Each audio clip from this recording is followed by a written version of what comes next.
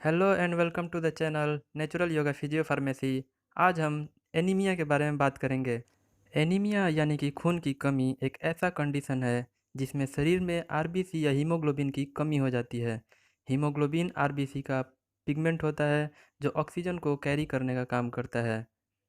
इसीलिए जब शरीर में आरबीसी या हीमोग्लोबिन की कमी होती है तो ब्लड शरीर के प्रत्येक हिस्से में ऑक्सीजन को प्रॉपर पहुंचा नहीं पाता, जिसके बाद कई सारे डिसऑर्डर उत्पन्न होने लगते हैं। वैसे तो एनीमिया कई तरह का होता है, लेकिन हम यहाँ पर iron deficiency anaemia, aplastic anaemia, haemolytic anaemia और फोलिक एसिड डेफिशिएंसी एनीमिया के बारे में बात करेंगे। आयरन डेफिशिएंसी एनीमिया की अगर हम बात करें तो इसमें आयरन की डेफिशिएंसी यानी कि कमी हो जाती है, जो कि हीमोग्लोबिन के लिए बहुत ही ज़रूरी मिनरल्स है। यह शॉर्टेज कई कारणों से हो सकता है, जैसे कि blood loss, accident, bleeding ulcer, hookworm infection तथा खाने में लो आयरन डाइट लेने से।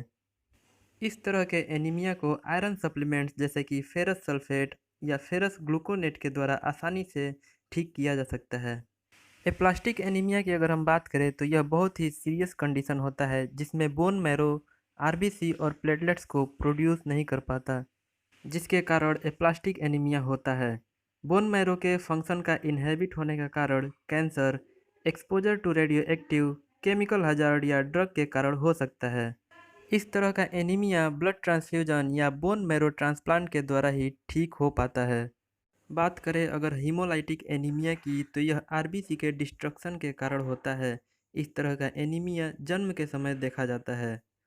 इस तरह का एनीमिया ऐसे ब्लड के ट्रांसफ्यूजन से होता है जो मैच नहीं कर पाते, या ड्रग एलर्जी, कैंसर या सीरियस इन्फेक्शन के कारण भी हो सकता है।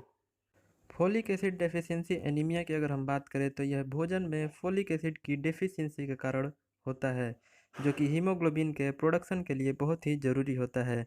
इस तरह का एनीमिया माल न्यूट्रिशन या अल्कोहलिज्म के कारण भी हो सकता है।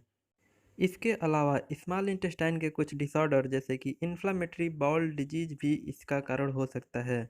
फोलिक एसिड डेफिशिएंसी एनीमिया को फोलिक एसिड और कुछ दूसरे सप्लीमेंट्स के द्वारा ठीक किया जा सकता है। परनीसियस एनीमिया की अगर हम बात करें तो जब बॉडी में विटामिन बी 12 एब्जॉर्ब नहीं हो पाता तब इस तरह का एनीमिया होता है, जो कि आरबीसी के प्रोडक्शन के लिए बहुत ही ज़रूरी होता है। इंट्रिंसिक फैक्टर नामक सब्सटेंस स्टमक में विटामिन बी 12 को एब्जॉर्ब होने में मदद करता है, जिसकी डेफिशिएंसी भी परनीसियस एनीमिया का कारण हो सकता है। परनीसियस एनीमिया को विटामिन बी 12 सप्लीमेंट के द्वारा ट्रीट किया जा सकता है। एनीमिया के कारण की अगर हम बात करें तो यह विटामिन की डेफिशिएंसी के कारण या फिर कुछ विटामिन एब्जॉर्ब न हो पाने के कारण हो सकता है। फेलियर कंडीशन में bone marrow enough RBC manufacture नहीं कर पाता, जिससे एनीमिया हो सकता है। कुछ कंडीशन जैसे bleeding ulcer, drug allergy, cancer, exposure to radio active anaemia के कारण हो सकते हैं। कम मात्रा में खाना खाने वाले लोग या अल्कोहल लेने वाले लोगों में विटामिन और मिनरल की डेफिशिएंसी देखा जा सकता है, जो एनीमिया का कारण हो सकता है। और कुछ एनीमिया अनुवांशिकी भी हो सकता है, जैसे कि सिकल सेल एनीमिया।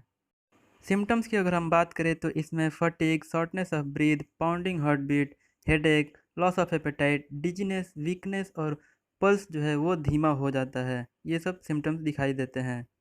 इसके अलावा जीवा में जलन होना, टेस्ट का चला जाना, आँखों के नीचे काला धारियाँ बनना और नाखूनों का पीला हो जाना बहुत ही आसानी से दिखाई दे जाता है। एनीमिया में डायग्नोसिस फिजिकल एग्जामिनेशन टेस्ट के ऊपर डिपेंड होता है। इसके बाद ब्लड टेस्ट कराया जाता है, जिसमें आरबीसी और हीमोग्लोबिन के लेवल की जांच की जाती है। इसके अलावा कुछ दूसरे टेस्ट कराए जाते हैं एनीमिया के डायग्नोसिस के लिए। प्रिवेंशन की अगर हम बात करें तो एक बैलेंस डाइट एनीमिया को दूर रख सकता है। एनीमिया के प्रिवेंशन में भोजन में आयरन कंटेनिंग फूड बहुत ही ज़्यादा हेल्पफुल हो सकता है। इसके अलावा ड्राई फ्रूट्स और फ्रेश वेजिटेबल खाना भी बहुत ही हेल्पफुल हो सकता है। ट्रीटमेंट की अगर हम बात करें तो इसमें डेफिशिएंसी के अनुसार सप्लीमेंट्स को देकर एनीमिया को दूर किया जाता है। वीडियो कैसा लगा कमेंट करके बताएं। अच्छा लगा तो लाइक करें, सब्सक्राइब करें, शेयर करें।